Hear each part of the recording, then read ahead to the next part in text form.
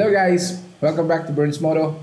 And for today's video, gusto ko mag-share ng isang gear na ginagamit natin sa pagmumotor. At gagawa na rin natin ito ng review since matagal ko na ginagamit ang gear na ito. And I'm talking about this helmet. HJC CS15.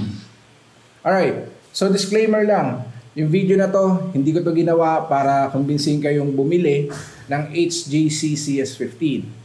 Pero I'm gonna give you outputs bakit ito ang re-review natin at bakit ito ang paboritong helmet ko. Alright, so HJC CS15. HJC stands for Hongjin Crown at isa itong South Korean brand na sikat na talaga pagdating sa paggawa ng good value between low and mid performances helmets. So ang HJC is around couple of decades now when it comes to market pagdating sa pagbebenta ng helmet. Nag-start sila 1971, South Korean brand. At ang HJC CS15 ay merong ECER 22 rating. Good rating kasi ito yung minimum rating para maibenta ito within European countries. Ang HJC helmet na meron tayo ngayon is yung matte black. So, for plain colors, meron tong white, glossy white, and then glossy black, and then the matte black. Ito yung gamit natin today. Nabili ko to sa halagang 3,450 pesos. So, pag tinignan niyo yung Lazada at saka Shopee, nagre-range to between 3,500 to 5,000. So, depende yun. Kasi meron silang mga model na may mga graphics. So every year nag-update sila noon CS15 with graphics design. Pero syempre, mas prefer ko yung isang kulay lang since mas simple. Tsaka mas mura. Pag bili mo ng CS15, ito lang naman yung mga usually na nakikita mo. Yung pinaka-visor niya, plain visor dapat to. Itong visor na gamit ko is Iridium. So, ano na to, aftermarket na to, pinalitan ko na siya. Pero yung visor na kasama nito is pin lock ready na. And then, meron siyang dalawang ventilation dito sa ibabaw, tsaka dito sa harap. And then, as you can see, meron siyang maliit na portion. So, kapag nag-motovlog kayo guys, pwede nyo siyang lagyan dito ng chin mount. Kasha dyan, ito GRX yung ginamit ko. Isa pang brand, kasha din dyan, alam ko. Marami na rin galos tong helmet natin, since matagal na natin itong ginagamit. And then, dito sa ibabaw, nandito yung mount ng GoPro natin. So, yun. Ano bang masasabi ko tungkol sa HJC? So, masasabi ko sa HJC CS15 guys ay for me, it's one of the best value pagdating sa entry-level helmets. Bakit? Sa tagal-tagal ko na siyang ginagamit, mas magaan siya sa mga usual brand na nagamit ko. Nakagamit ako ng Evo, nakagamit ako ng LS2, nakagamit ako ng Spider, and masasabi ko na magaan talaga siya. Lalo kapag gagamitin mo siya sa takbuhan on an everyday usage, napakaganda niya. Yung pinaka-fit niya sa mukha mo kapag sinuot mo, snug fit siya guys. So, according to the experts, motorsports riders, mas mainam yung snug fit yung helmet mo kapag bumibili ka. Isa yun sa mga pinaka-nagustuhan ko dito. At saka, ang maganda sa HJC guys, especially dito sa CS15, is hindi siya ganun kaingay when it turns to running high speed. Kapag nasa highway ka, natest ko na rin yung ibang helmet and masasabi ko na isa to sa pinakatahimik na helmet na nagamit ko. At ang maganda doon, mura nga siya. Marami kang option na pwede mong pagbilan. Nandiyan yung Shopee, Lazada, yung mga Facebook, Marketplace, tsaka yung mga pinakamalapit na helmet shop. Marami kayong makikita ganito. So, hindi siya mahirap hanapin sa market. Washable, yung kanyang mga paddings. Meron din siyang quick release pagdating sa kanyang lock mechanism. So, napakasimple niya gamitin. Ganyan lang. Maganda yung helmet na to guys, since polycarbonate nga siya.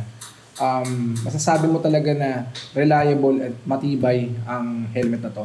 Actually, naka-experience na ako ng disgrasya. Na one time na sumemplang ako. And thank God, hindi naman tayo napuruhan at hindi naman siya major talaga. Pero yun nga, konting gas-gas lang talaga yung nakakuha natin. At saka hindi talaga nabiyak. Walang sign of crack dito sa helmet natin. So, Isa yun sa mga commendable na pangyayari. And the one that I recommend with HGC. So pagpipili kayo ng helmet guys, ito isa to sa personal preference ko, hindi ko alam sa iba. Hindi ko naman sinasabing huwag kang pumili ng half face or modular helmet. Pero kasi for me, kung bibili ka ng helmet, lalo kung first time user ka, kung new rider ka, I highly recommend na bumili ka ng full face helmet. Alright? Actually, hindi nga dapat yung recommended eh. Dapat yun yung standard. Kasi pag nadisgrasya ka sa pagmumotor, malaki yung chance na maililigtas ka ng full face helmet. Unlike sa half face tsaka sa modular. Yung modular, okay lang kung nakababa. Pero kapag nakataas, ibang usapan yun. Kasi, alam naman natin guys, kapag tumatakbo tayo sa motor, dumating tayo sa point na nadisgrasya tayo. Ang pinaka-vital na parts ng katawan natin is ang ulo. So kapag tinamaan yung ulo natin, hindi man tayo instant dead agad, pwede tayong magkaroon ng talagang major or serious injuries. At kapag half face yung gamit nating helmet guys, open kasi yung chin part natin dyan. Diba? Usually yung half face, ganyan lang eh. So yung dito natin, yung chin part, open yan.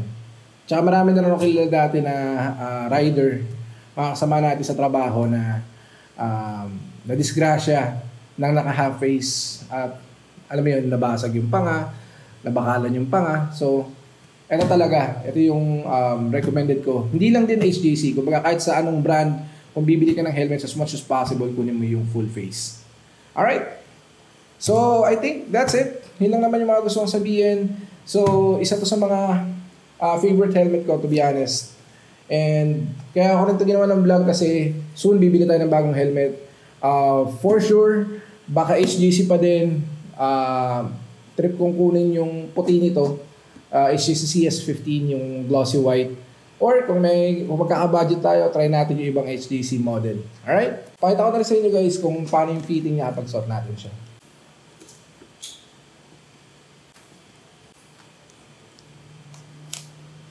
Alright, so ito yun. Ito yung pinaka-fitting niya guys. Pero much better kung meron kang balaclava. Mas maganda yan kasi syempre, iwas na rin. Iwas sa baho ng helmet. Bawas sa baho.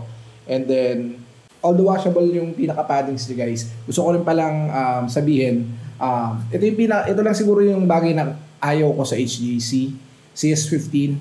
Since removable yung paddings niya guys. Actually, maraming beses ko na itong nilabhan. Pero nung time na natanggal ko yung paddings nito, ever since, hindi ko na siya talaga nailak ng sobrang, yung katulad ng sa original. Pero syempre ilang beses na natin itong nilabhan. Taon na rin sa atin to. So, feeling ko, normal lang naman yun. Kaya yun lang. Pero aside from that, everything, it's good. HGC CS15, one of the most recommendable helmets. Entry level guys, especially for daily use.